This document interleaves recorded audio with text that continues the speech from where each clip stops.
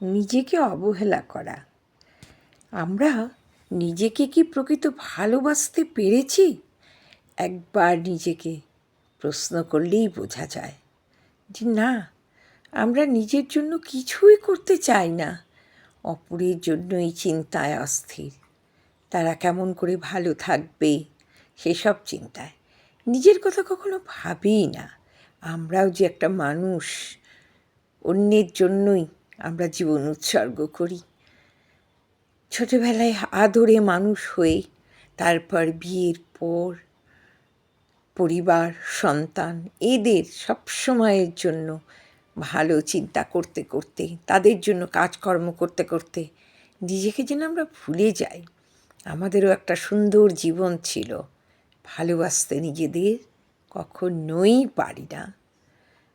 কেউ যদি আমাদের অসুন্দর বলে, দেখো কী বাজে হয়ে গেছো তুমি দেখতে, তখনই আমরা আপনার সামনে দাঁড়িয়ে আমাদের খুঁতগুলো খুঁজে বেড়াই।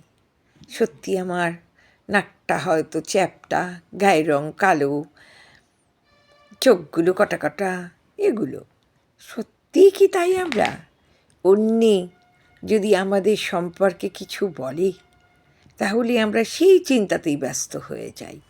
প্রকৃত কখনো কি আমরা ভাবি তারা যেটা বলছে আমরা ঠিক সেটাই? না, না, না বন্ধু, তা কখনোই না। আমাদের নিজেদের গুণগুলো বিকশিত করতে ভুলে যাই। কখনোই ভাবি না আমাদের নিজেদের জীবনেও প্রচুর গুণ আছে।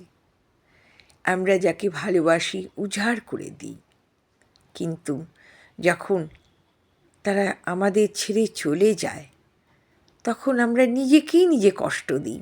ভাবি আর কি হবে, এত ভালোবাসার পরও যদি কেউ ছেড়ে চলে যায়, বন্ধু বলো, বান্ধব বলো, কিংবা আত্মীয়, কি নিজের হাজব্যান্ড, কখনো কখনো এত যত্ন আত্মি করার পরেও, খুব ভালোবাসার পরেও তারা কখনো কখনো ছেড়ে চলে যায়, তখন নিজেকেই মনে হয় আমার দোষেই হয়তো চলে গেল। কিন্তু না, যে যাবার সে যাবেই।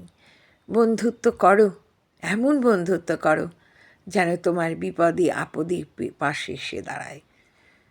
তুমি হয়তো প্রচুর কিছু করছো তার জন্য, কিন্তু বেশিরভাগ মানুষই স্বার্থপর। তোমার জন্য তারা সময়ও বের করতে পারবে না। সেই জন্য বলছি, নিজেকে ভালোবাসো, নিজের গুণগুলো খুঁজে বের করো। করবে না কেন, লোকের জন্য করো, কিন্তু নিজের জন্য বাঁচো। একটাই তো জীবন। নিজেকে সুন্দর করে রাখো। বাড়িতে থাকবে তাও পিটপাট টিপটাপ হয়ে থাকো, সুন্দরভাবে জীবন যাপন করো। কে কী বললো তাতে একদম মন খারাপ করবে না। নিজেকে নিজে ভালোবাসো এবং সুন্দরভাবে থাকো, আনন্দে থাকো। এটাই তো আমাদের হওয়া উচিত। নিজেকে ভালো না বাসলে কখনোই সব কিছু আঘাত সহ্য করতে তুমি পারবে না। কে কী বললো ওই দরকার নেই।